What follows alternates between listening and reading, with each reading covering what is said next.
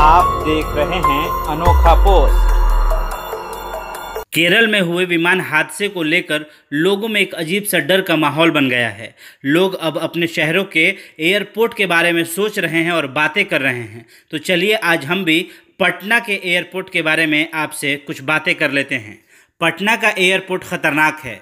इसका अंदाज़ा इसी बात से लगाया जा सकता है कि पटना के रनवे पर विमानों के उतरने के बाद ब्रेक इतनी ज़ोर से लगता है कि विमान में बैठे यात्रियों को पहिए की थरथराहट का असर साफ समझ में आता है और इसकी कंपन से यात्री भी घबरा जाते हैं। दूसरा सबसे बड़ा खतरा ये है कि इसका परिसर काफ़ी छोटा है।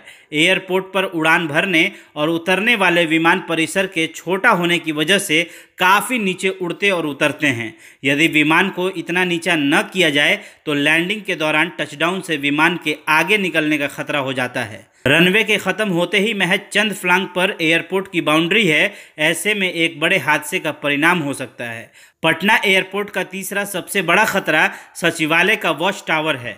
इसलिए विमानों की लैंडिंग और उड़ान भरने के कारण पायलट को हर पल सतर्क रहना होता है कि अगर विमान के पहिए सही जगह पर रनवे को टच नहीं कर रहे हों और दोबारा उड़ान भरने की स्थिति पैदा हो तो इस टावर से न टकराए।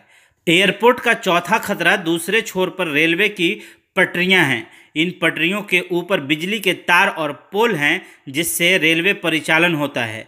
इन पोल की ऊंचाई भी विमान के लिए बड़ा खतरा है और यही वजह है कि 6500 मीटर लंबे रनवे का भी इस्तेमाल ठीक से नहीं हो पाता है।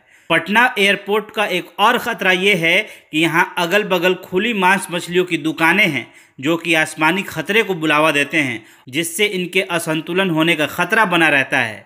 इस बाबत एयरपोर्ट की ओर से अक्सर स्थानीय अधिकारियों से गुहार लगाई जाती है, लेकिन कुछ दिन की सख्ती के बाद मामला फिर से ठंडा हो जाता है।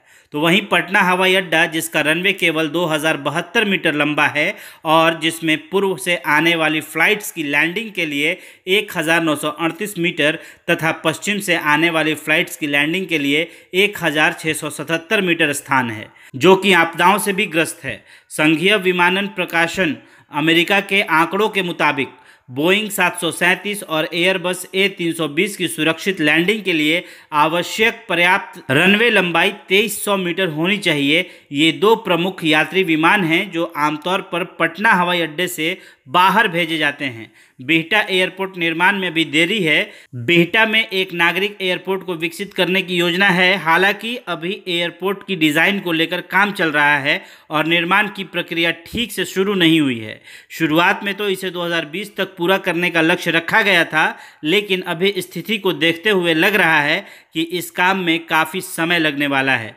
यह एयरपोर्ट फिलहाल हवाई सेना के जिम्मे है, जिसके रनवे की लंबाई लगभग 9000 फीट तक बढ़ाने के लिए ज़मीन की डिमांड की गई है। लेकिन समस्या यह है कि यहाँ भी ज़मीन उपलब्ध न होने की वजह से विमानों का उतरना मुश्किल है।